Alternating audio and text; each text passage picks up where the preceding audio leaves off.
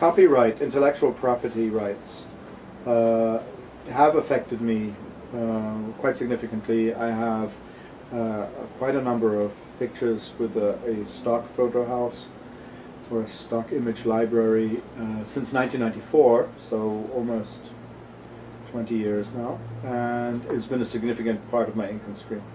Again, one of those threads that all weave together to make the rope from which I dangle. It's constantly eroding. It's people, of course, don't really see it as stealing if they take something for free. And of course there are also voices that say we should do away with the concept of copyright altogether. But certainly for me, the idea of copyright has been very good in terms of finances, and there are still people out there willing to pay serious money in order to use an image. When I do my illustrations for the publishing world, I grant them first usage rights. I send them a reproduction license along with the invoice that clearly spells out that they have only first publishing rights. The original remains in my possession, and subsequent publishing rights are my property. So I have published many images. I mean, there are 2 images specifically that were bought and paid for back in the early 90s that have since generated probably close to $250,000 worth of revenue, because they get bought again and again and again and again. Not all of that revenue is for me, of course, alas, but the that has been a very important aspect of my life. How to safeguard against copyright infringement becoming an increasingly difficult question, because you have to put things online in order to promote yourself. The way I do it is to put everything that's online in very low resolution, so that's really not useful. You never put anything in high resolution that someone can just copy to their hard drive and then print from. I've tried to keep my eyes open for copyright infringement, but that's, of course, it's like the little boy holding his finger in the dike. You do your best. And I have actually discovered, quite by chance, some very serious copyright infringements where the original client then paid me very significant sums of money to make good on their misdeeds. So it has happened, but I'm sure a lot goes by that one doesn't. Also, people using an image that they paid for certain usage for other usage. I know that the company Masterfile, which is the image library with whom I have my images, they have a full-time person just looking through magazines, scouring the internet.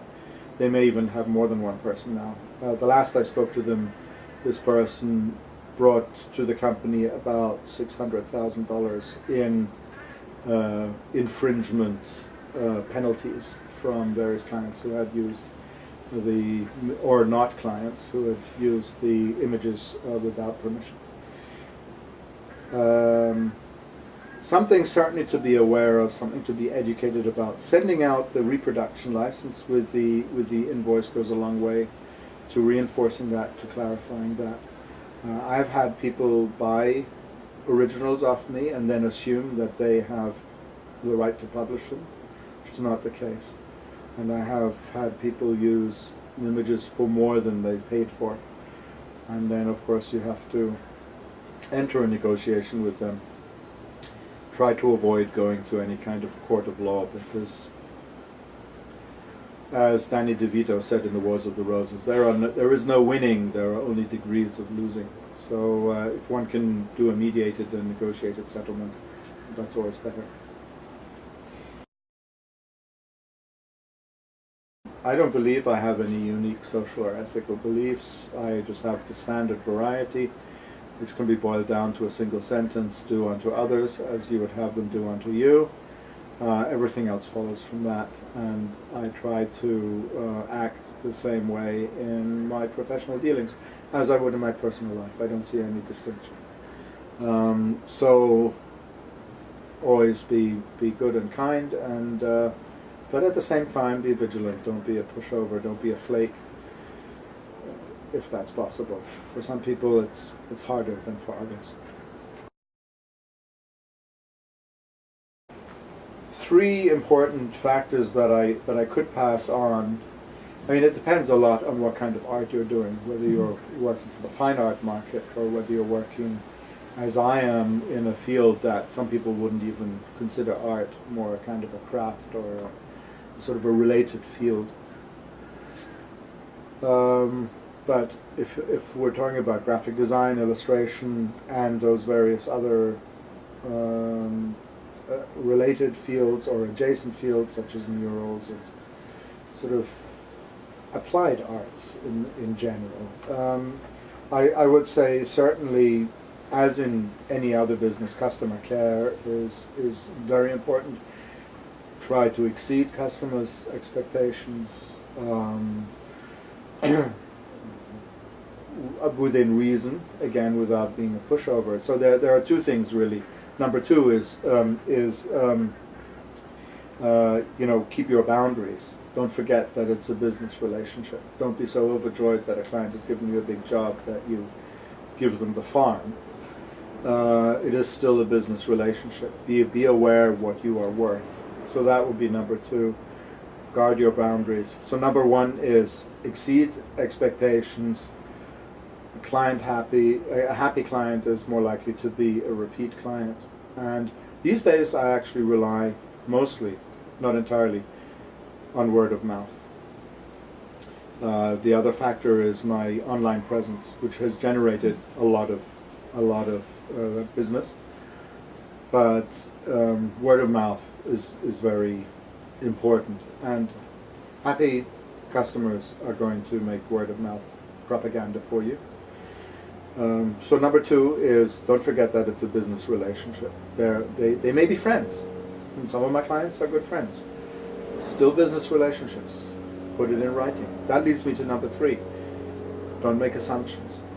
Put it in writing. If you're doing a business deal, in my particular business, everything goes very fast because often the clients are completely under the gun. They've frittered away all their time with useless meetings and committee blah blah blah, and now they're under the gun, and the actual important part of the work is going to be done within 24 or 48 hours. So oftentimes these details get overlooked, but even if it's just an email confirmation of a phone conversation, that's better than nothing. But get it in writing. As a friend of mine once said, putting something in writing does not mean you don't trust something. It means that you want to put everything clearly out there so that everybody knows that what they think they said, the other person, is what the other person thinks they understood. If you don't trust them, don't put it in writing. Run screaming from the room. You have to trust the people that you work for. But still, don't be shy to put it in writing. Of course, don't make it excessively onerous or legalistic, and don't give them a 17-page contract or something. That would probably scare off any client. But, just something in writing. I have been in small claims court without something in writing, and was told in the preliminary hearing that I basically didn't have a leg to stand on. So that was a lesson learned. So those would be my 3 pieces of advice.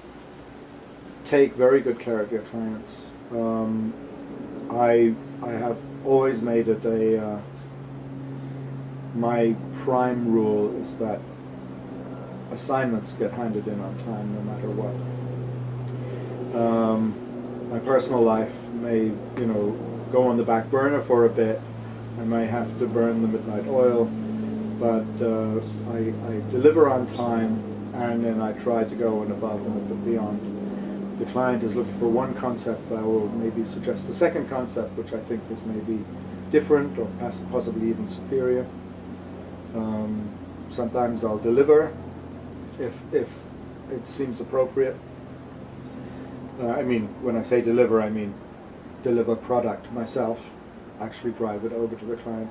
So the little extras definitely help, but then number two, don't go too far, don't be a doormat, don't be a pushover. The more you respect yourself, the more the clients will respect you. I have had so many conversations with illustrators and other artists who said, oh, I haven't been paid by this client for 90 days, I haven't been paid for 120 days. It almost becomes a contest as to how long your clients have held out on you. We, and I say we because my wife is sort of my financial, my CFO, if you will, and she is very hard-nosed, much more than I am, and I'm very grateful for that. But I have to say, we have, the times that we've had a problem with a client paying on time in 30 years, I can count on one hand. And that is because as soon as the job goes out, the bill goes out. Don't wait 7 days, 10 days. If you're sloppy with that, the client will automatically, without even thinking about it, feel that they could be sloppy with it too. And then whatever your terms are, be they COD, be they 15 days or 30 days, you know, when 2 days have gone by, phone up and say, or send an email and say, our records show that we have not yet received payment for this invoice. Please remit at your earliest convenience. So having that kind of an attitude yourself, in other words, respecting yourself, will automatically engender more respect from your clients for yourself. So, and then number three is, don't forget that you're having a business deal. Don't make assumptions. So often, you know, a client will come back and say, well, I thought, you know, for sure, well, all my other people have given me a proof, or all my other people have done this, or, you know, it wasn't specified. So the smallest things can trip you up, and then just a couple of words in writing at the right time would have saved everybody a lot of aggravation. So in other words, be businesslike, even though you're an artist, even if you're a fine artist. And if you can't be businesslike, and I do recognize that not everybody can, and I myself struggle with it, find someone, try to partner with someone who can. You know, if you're an artist, if you can find an agent who will take care of the business and you know, sometimes take off the gloves for you and go to bat for you. I'm mixing my metaphors, I'm sorry. But you know, if you can't do it, you know, have someone around who can be hard-nosed for you. It is a business if you want to make a living at it. Your bills will come due, and your creditors will want money from you, regardless of whether you're an artist or not.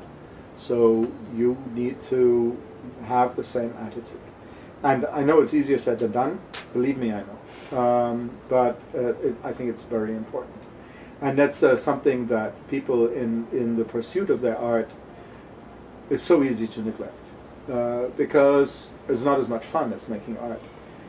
It's not as much fun as networking even. You know, it's sort of a little onerous, a little unpleasant, but it's incredibly important. My wife says the job isn't done until the invoice is reached the client and the amount is in the ledger, basically. So that certainly is something a good habit to cultivate right from the beginning. Don't wait until you're established to have good business practices, because the business practices that you will have as a beginner, they will become your business practices as a seasoned professional as well. So there is absolutely nothing wrong with having proper business practices, just like any other business, right from the get-go. Two pieces of financial advice in closing. I would have to say, having done this for 30 years, I would have to say, if you are contemplating a career in the arts, But there is something else that interests you as well. Don't go for the arts. If you want to make a comfortable living, go into the arts if that is what you live and breathe, that you always have your sketchbook with you, or you're always thinking about the arts, or you practice your instrument 5 hours a day. You can't live without it. Then by all means, go into it and with all your heart. Make a commitment. But if you feel that veterinary medicine might interest you as well, or being a plumber, I hear the trades are desperately looking for younger people. The arts are a damn hard way of making a living.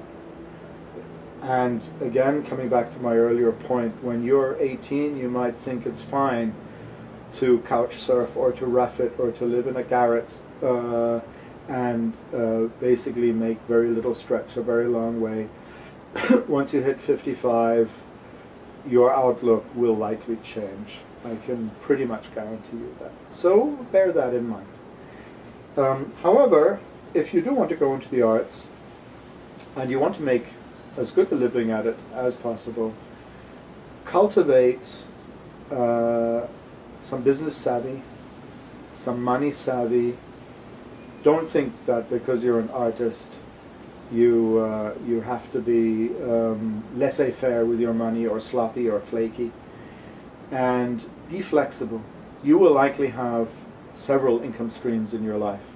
And by that I don't necessarily mean waiting tables or driving taxi, although that's a legitimate choice or a legitimate alternative. And I certainly have on occasion kept myself alive with odd jobs and handyman work when things got rough. But be flexible, have different income streams, things that are related to your core work. If somebody says, "Oh, can you do this and that?" Say, "Yeah, sure I can." That's what the internet is for. Fake it till you make it. You'll find out. You'll grow with that assignment. So those would be my two parting pieces of advice. The other thing is that I'm a strong believer in true richness being found in how little you can be happy with, rather than stuffing your life full of material goods. So if you can learn to be content and happy with a more zen, a more minimal lifestyle, certainly that will go a long way in making your life as an artist a happier one, and possibly financially a more even-keeled one.